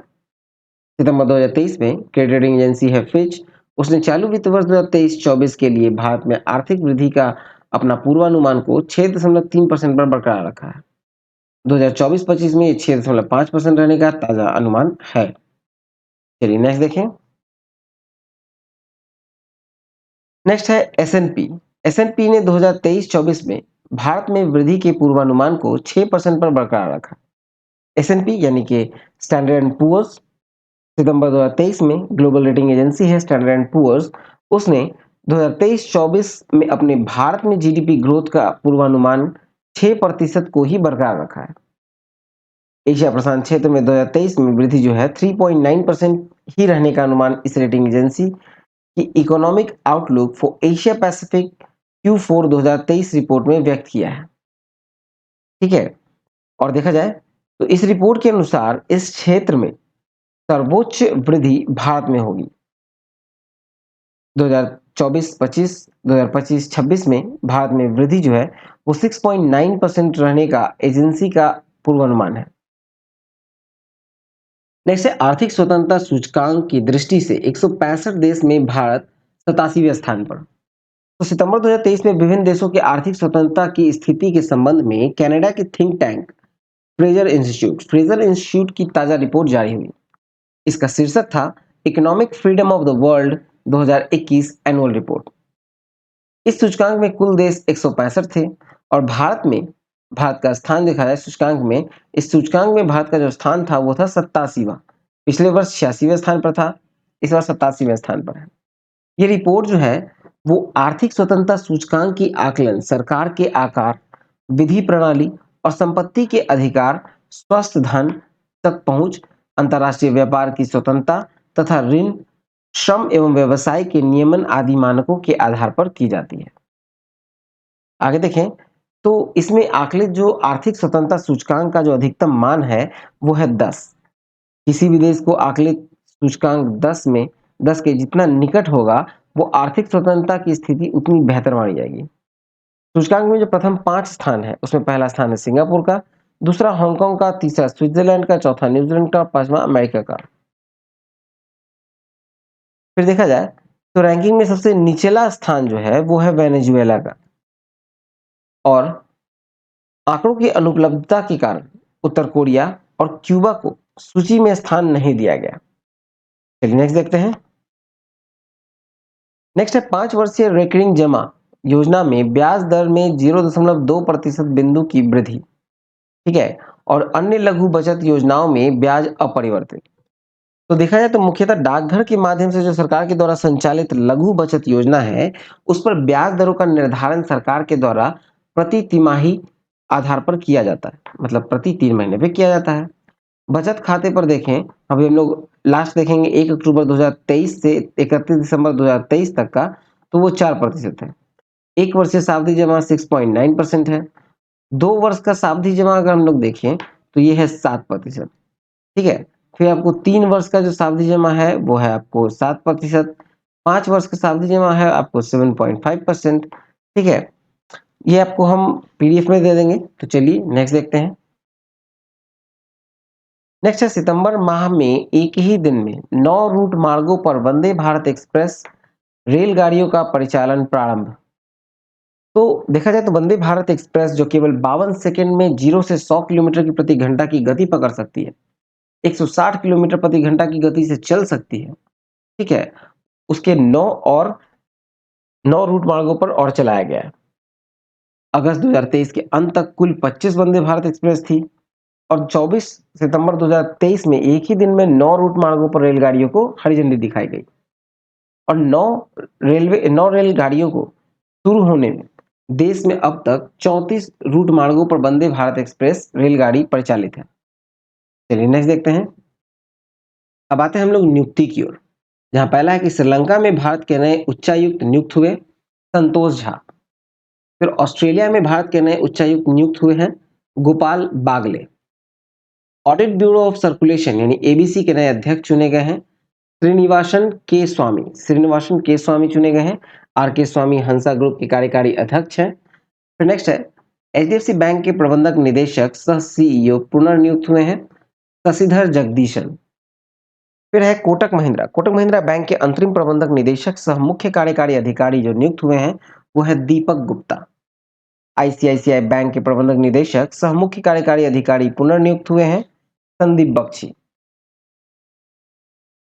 और भारतीय फिल्म एंड टेलीविजन संस्थान सोसाइटी का अध्यक्ष और संचालन परिषद का अध्यक्ष नियुक्त हुए हैं आर माधवन, अभिनेता हैं। फिर संघ लोकसभा आयोग यानी यूपीएससी के नए सदस्य नियुक्त हुए हैं दिनेश दास। आरबीआई यानी भारतीय रिजर्व बैंक के डिप्टी गवर्नर पुनर्नियुक्त हुए हैं 1 वर्ष के एक और कार्यकाल के लिए, तो यह है एम राजेश्वर राव। चलिए नेक्स्ट देखें। अब आते हैं हम लोग विविध की ओर। विविध में पहला है भारत ड्रोन शक्ति 2023। तो 25 से 26 सितंबर को भारतीय ड्रोन उद्योग की क्षमता के प्रदर्शन हेतु 2 दिवसीय प्रदर्शनी भारत ड्रोन शक्ति 2023 का आयोजन गाजियाबाद स्थित हिंडन एयरबेस पर हुआ। अनेक स्वदेशी कंपनियों ने ड्रोन फेडरेशन ऑफ इंडिया और भारतीय वायुसेना की सह मेजबानी में आयोजित प्रदर्शनी में अपने हाईटेक ड्रोन्स का प्रदर्शन किया गया। कृषि, आपदा राहत, लॉजिस्टिक उपयोग के अतिरिक्त सैन्य उपयोग वाले ड्रोन्स का भी प्रदर्शन भी कंपनियों ने इसमें किया है। और डीआरडीओ द्वारा विकसित जो ऐसे ड्रोन्स का डिजाइन भी प्रदर्शित किया गया जिनके द्वारा मिसाइलों और बमों का उपयोग भी सेना द्वारा किया जा सकता है। यूरोप से आयातित C-295 परिवहन विमान भी, और भारतीय वायुसेना के रक्षा मंत्री डॉक्टर राजनाथ सिंह ने हिंडन एयरबेस पर औपचारिक रूप से भारतीय वायुसेना को इसे शामिल किया है। ठीक है, चलिए नेक्स्ट देखिए। नेक्स्ट है उधमपुर रेलवे स्टेशन का नाम अब शहीद कप्तान तुषार महाजन रेलवे स्टेशन। तो देखा जाए तो उधमपुर रेलवे स्टेशन जो है वो आपको जम्मू कश्मीर में है, जिसका नाम बदल दिया गया है। अब किया गया है उसका नाम शहीद कप्तान तुषार महाजन, ठीक है, ये 16 सितंबर 2023 को उत्तर रेलवे ने इस आशय का औपचारिक अधिसूचना जारी की है। और 25 मई 2087 के बारे में देखें, ठीक है, 25 मई 2087 को उधमपुर में ये जन्मे थे कैप्टन तुषार महाजन, और आतंकवादियों ने फरवरी 2016 में एक टकराव में 9 पैराशूट कमांडो के कप्तान तुषार महाजन को शहीद कर दिया था, ठीक है, और इन्हें शौर्य चक्र से भी सम्मानित किया जा चुका है। नेक्स्ट देखते हैं। नेक्स्ट, औरंगाबाद का नाम अब छत्रपति संभाजी, जबकि उस्मानाबाद का नाम धाराशिव। महाराष्ट्र के औरंगाबाद जिले का नाम अब छत्रपति संभाजी किया गया और उस्मानाबाद का नाम धाराशिव हो गया। 15 सितंबर 2023 को औपचारिकताओं के पश्चात नाम परिवर्तन की औपचारिक अधिसूचना जारी की गई है। देखा जाए तो मोरक्को में भीषण भूकंप आया, 3000 से अधिक लोगों की मृत्यु। तो देखिए, इस टॉपिक में देखें तो 8 सितंबर को अफ्रीकी देश है मोरक्को, वहां हाई एटलस पर्वतों में मराकेस में जान माल की भारी क्षति हुई। मीडिया रिपोर्ट के अनुसार देखें तो 3000 से अधिक लोगों की मौत हुई है, जबकि हजारों लोग बेघर हो गए हैं। भूकंप की जो तीव्रता थी वो थी 6.8, ठीक है, रिक्टर स्केल पर 6.8 थी। चलिए नेक्स्ट देखते हैं। अब मूव करते हैं हम लोग पुरस्कार सम्मान की ओर, जहां पहला है संगीत नाटक अकादमी अमृत पुरस्कार। 16 सितंबर को संगीत, लोक संगीत, नृत्य, थिएटर एवं अन्य कलाओं में विशिष्ट उपलब्धियों वाले 75 वर्ष से अधिक उम्र के 84 कलाकारों को संगीत नाटक अकादमी अमृत पुरस्कार से सम्मानित किया। ये पुरस्कार जो है वो 75 वर्ष से अधिक उम्र के ऐसे कलाकार को दिया जाता है जिन्हें अपने करियर में अब तक कोई राष्ट्रीय सम्मान नहीं मिला है। पुरस्कृत 84 कलाकारों में 70 पुरुष हैं और 14 महिला कलाकार शामिल हैं। अगला देखते हैं। नेक्स्ट है 75 राष्ट्रीय शिक्षक पुरस्कार, ठीक है, 75 शिक्षक को राष्ट्रीय शिक्षक पुरस्कार 2023 से सम्मानित। तो देखिए 5 सितंबर को देश भर में चयनित कुल 75 शिक्षकों को वर्ष 2023 के लिए राष्ट्रीय शिक्षक पुरस्कार से राष्ट्रपति श्री द्रौपदी मुर्मू ने नई दिल्ली में विज्ञान भवन में आयोजित एक समारोह में सम्मानित किया। पुरस्कृत शिक्षकों में 50 स्कूली शिक्षकों के अतिरिक्त उच्च शिक्षा संस्थानों के 13 तथा कौशल विकास एवं उद्यमिता मंत्रालय के 12 शिक्षक शामिल हैं।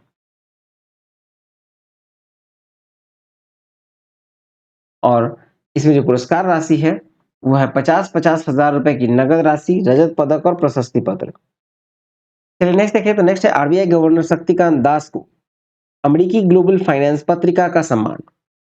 तो देखिए, अमेरिकी फाइनेंस पत्रिका है ग्लोबल फाइनेंस, उसने वर्ष 2023 के लिए केंद्रीय बैंक के गवर्नर की रेटिंग जारी की है, और उसमें आरबीआई के बैंक गवर्नर जो है, आरबीआई के गवर्नर, उनको शक्तिकांत दास को A+ ग्रेडिंग प्रदान की गई है, और ये सर्वोच्च ग्रेडिंग केवल 3 गवर्नर को ही दी गई है। चलिए नेक्स्ट देखें। नेक्स्ट है डॉक्टर स्वाति नायक को नॉर्मन ई बोरलोग पुरस्कार 2023। तो देखा जाए तो वर्ल्ड फूड प्राइज फाउंडेशन के वर्ष 2023 के फील्ड फाउंडेशन अनुप्रयोग के लिए नॉर्मन ई बोरलोग पुरस्कार दिया गया। डॉक्टर स्वाति नायक अंतर्राष्ट्रीय चावल अनुसंधान संस्थान, ठीक है, डॉक्टर हैं, और ये आपको कार्यरत है, अभी भारतीय वैज्ञानिक हैं।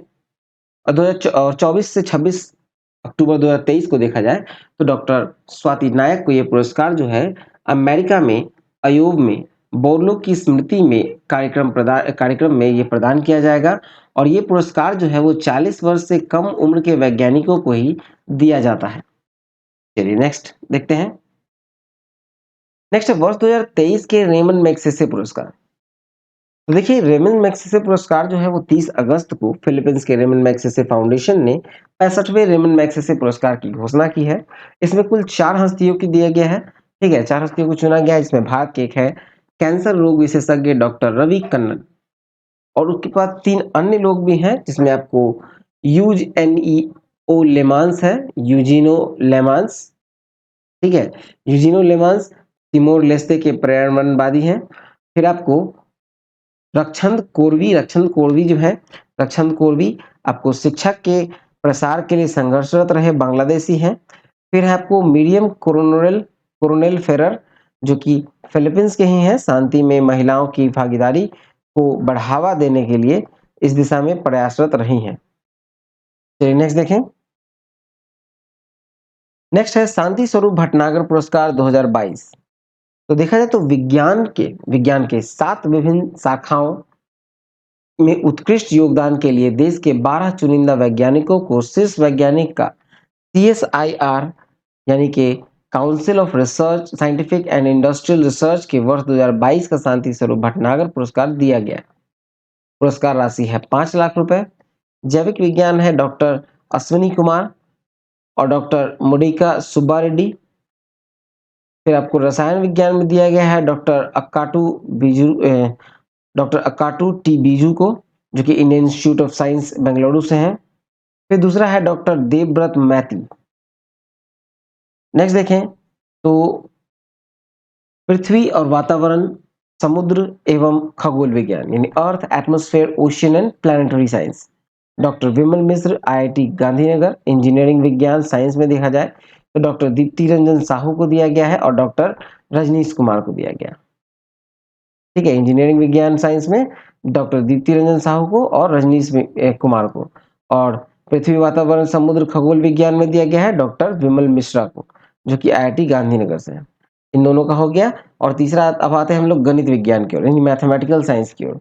तो इसमें देखिए तो डॉक्टर अपूर्वा खड़े को दिया गया है Indian institute of science Bengaluru के, और डॉक्टर नीरज कायल को दिया गया है माइक्रोसॉफ्ट रिसर्च एंड बेंगलुरु के। ठीक है, और देखा जाए तो चिकित्सा विज्ञान मेडिकल साइंसेज में जो दिया गया है वो दिया गया है डॉक्टर दिव्यमान गांगुली को, डॉक्टर दिव्यमान गांगुली, जो कि Indian institute of chemical biology Kolkata में है।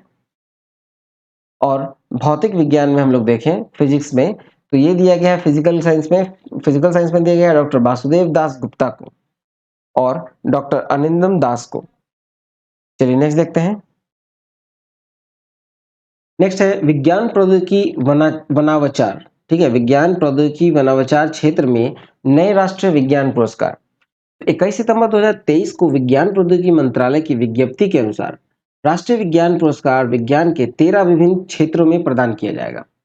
13 क्षेत्र अगर हम लोग देखें तो भौतिकी, रसायन विज्ञान, जैविक विज्ञान, गणित और कंप्यूटर विज्ञान, पृथ्वी विज्ञान, चिकित्सा, इंजीनियरिंग साइंस, कृषि विज्ञान, पर्यावरण विज्ञान, प्रौद्योगिकी और नवाचार, परमाणु ऊर्जा, अंतरिक्ष विज्ञान तथा प्रौद्योगिकियों की और अन्य हैं। ठीक है, देखा जाए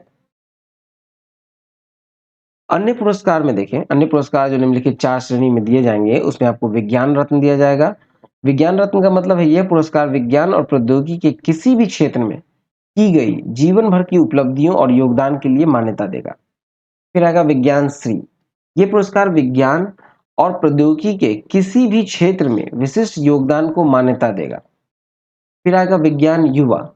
ये शांति स्वरूप भटनागर का यह पुरस्कार जो है वो 45 वर्ष की आयु तक के युवा को वैज्ञानिकों को मान्यता देगा और प्रोत्साहित करेगा जिन्होंने विज्ञान और प्रौद्योगिकी के किसी भी क्षेत्र में असाधारण योगदान किया है। फिर चौथा आता है विज्ञान टीम।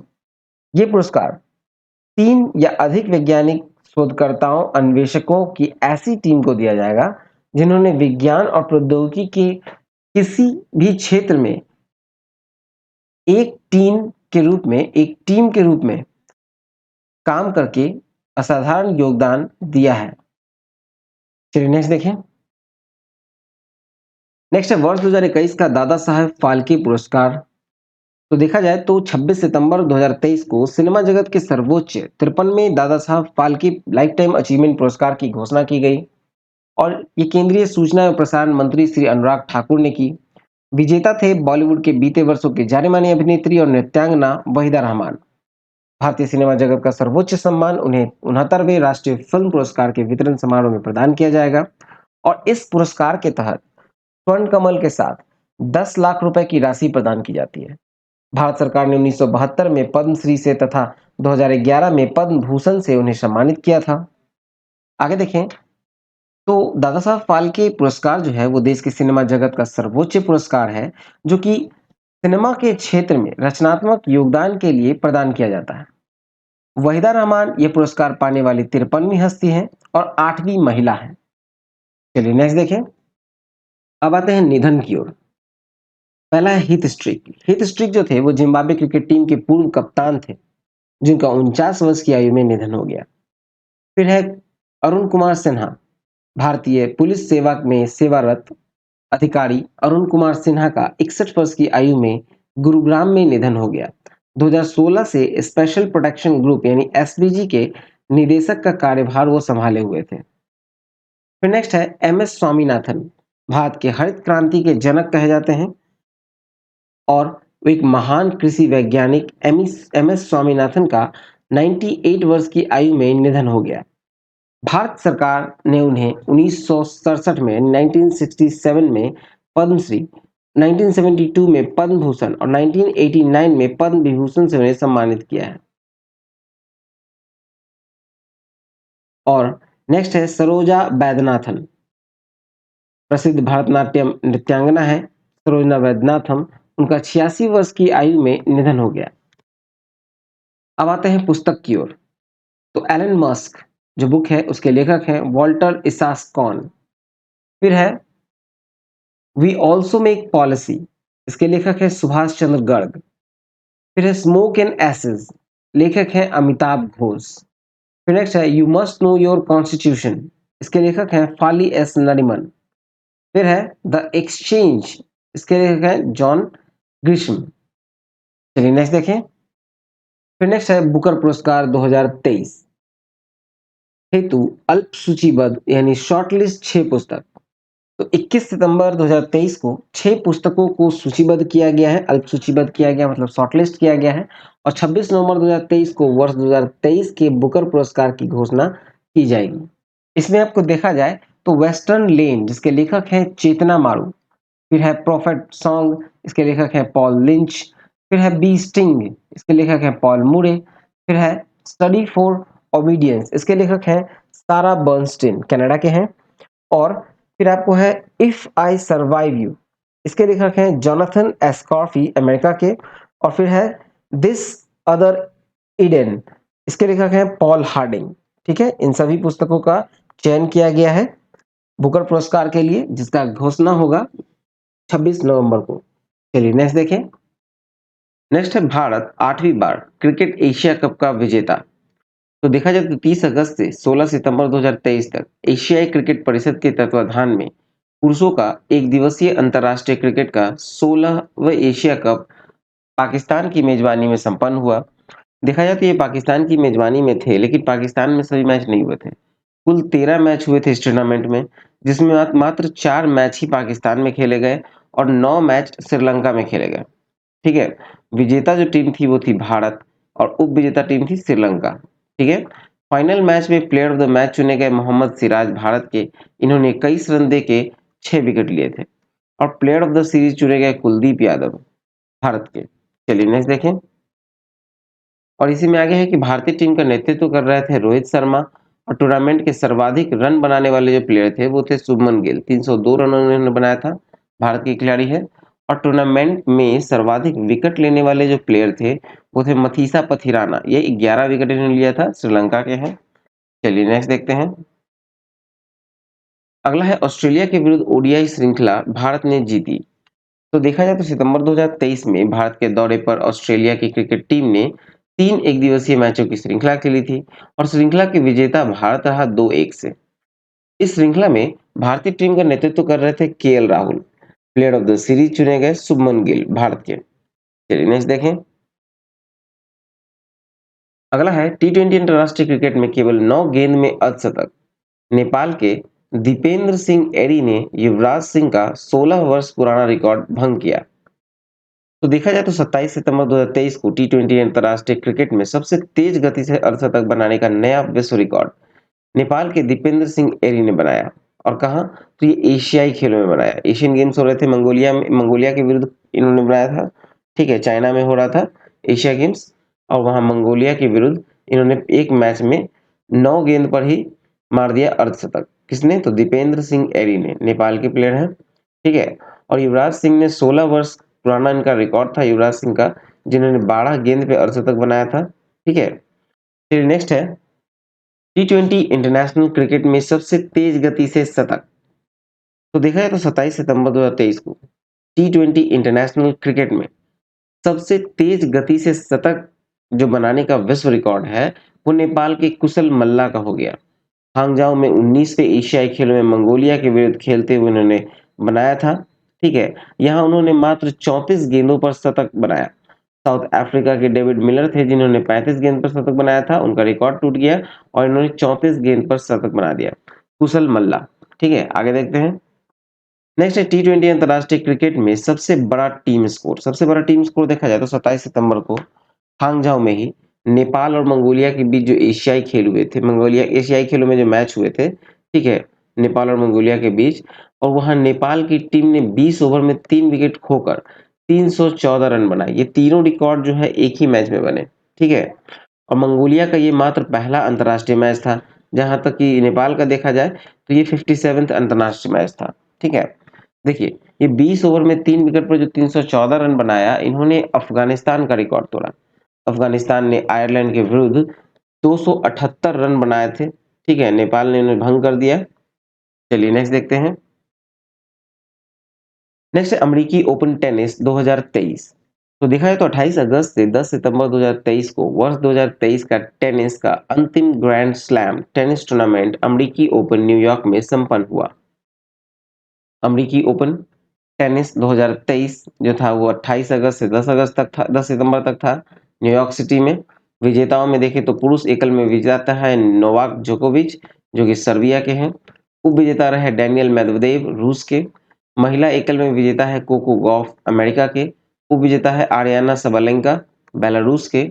पुरुष युगल में जो विजेता है वो है राजीव राम अमेरिका का और जो सैलिसबरी ब्रिटेन का।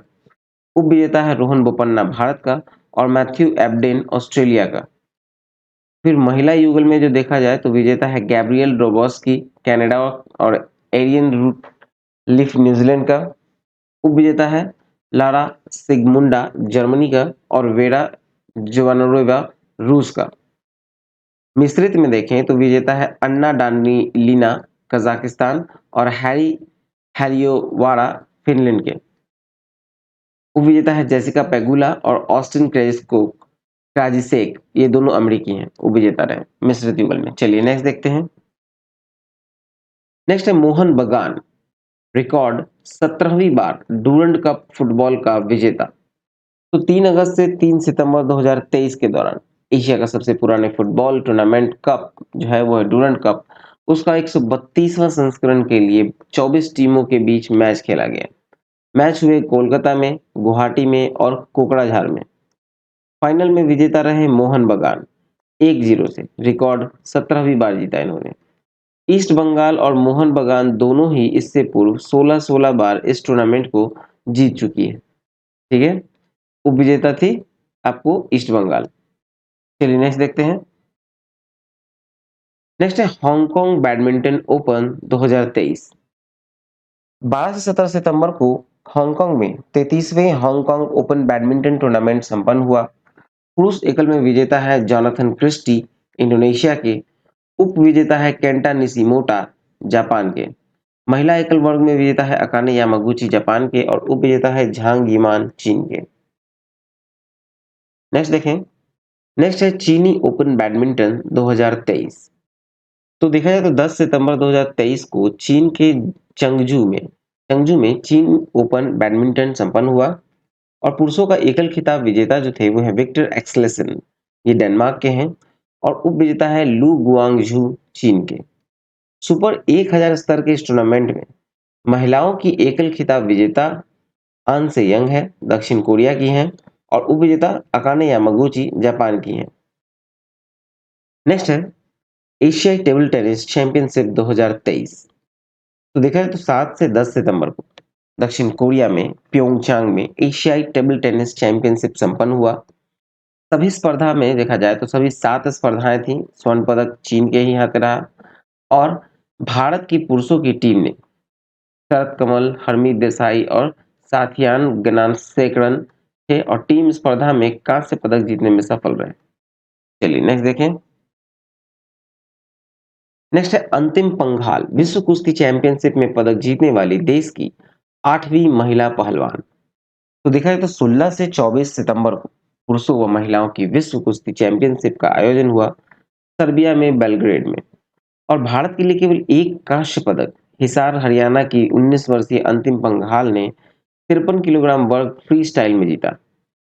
विश्व कुश्ती चैंपियनशिप में कोई पदक जीतने वाली अंतिम पंघाल भारत की 8वीं महिला पहलवान है। चलिए नेक्स्ट देखें। नेक्स्ट है सितंबर माह में 3 फार्मूला 1 रेस, इटालियन, सिंगापुर, जापानी ग्रैंड प्रिक्स। देखा जाए तो 17 सितंबर को हुआ था सिंगापुर ग्रैंड प्रिक्स, जिसमें विजेता रहे Carlos Sainz Junior Ferrari team के। 3 सितंबर को हुए थे इटालियन ग्रैंड प्रिक्स, जिसमें विजेता रहे मैक्स वर्स्टापन रेडबुल के। 24 सितंबर को हुए जापानी ग्रैंड प्रिक्स, विजेता रहे मैक्स वर्स्टापन रेडबुल के। और इस वर्ष लगातार 10 रेस जीतने का विश्व रिकॉर्ड मैक्स वर्स्टापन ने अपने नाम किया। चलिए नेक्स्ट देखें। नेक्स्ट है कि भारत में पहली बार मोटर बाइक रेसिंग मोटो जीपी का आयोजन। तो 22 से 24 सितंबर को हुआ मोटरसाइकिल रोड रेसिंग का सर्वोच्च ग्रैंड प्रिक्स मोटो जीपी का आयोजन भारत में पहली बार हुआ। ग्रेटर नोएडा में बुद्ध इंटरनेशनल सर्किट पर हुआ। विभिन्न देशों के 20 रेसरों ने मोटो जीपी में भाग लिया था और मोटो जीपी में पहले स्थान पर रहे मार्को बेजेकी रहे, ठीक है। और मुनी वी आर 46 टीम इटालियन के रेसर हैं ये। देखा जाए तो मोटो जीपी के साथ संपन्न मोटो 2 और मोटो 3 रेसों में स्पेन के क्रमशः पेड्रा एक्कोस्टा और जामे मासिया विजेता रहे, ठीक है। भारत वो 31वां देश है जहां मोटो जीपी का आयोजन किया गया। चलिए नेक्स्ट देखते हैं। अगला है टिहरी वाटर स्पोर्ट्स कप 2023। जहां देखा जाए तो ये 14 से 17 सितंबर को हुआ था। 4 दिवसीय वाटर स्पोर्ट्स कप 2023 का आयोजन उत्तराखंड के टिहरी झील में हुआ, जहां 14 स्वर्ण, 7 रजत और 8 कांस्य सहित कुल 29 पदकों के साथ मध्य प्रदेश इसमें ओवरऑल चैंपियन रहा। 9 स्वर्ण, 4 रजत सहित 13 पदकों के साथ सेना का दूसरा और 4 स्वर्ण, 4 रजत और 7 कांस्य के साथ कुल 15 पदक के साथ ओडिशा का तीसरा स्थान रहा। चलिए नेक्स्ट देखें। तो चलिए ये वीडियो यहाँ समाप्त हुआ। आई होप आपको अच्छा लगा हो। प्रतियोगिता दर्पण, ठीक है, पीडी था ये आपको नवंबर 2023 का।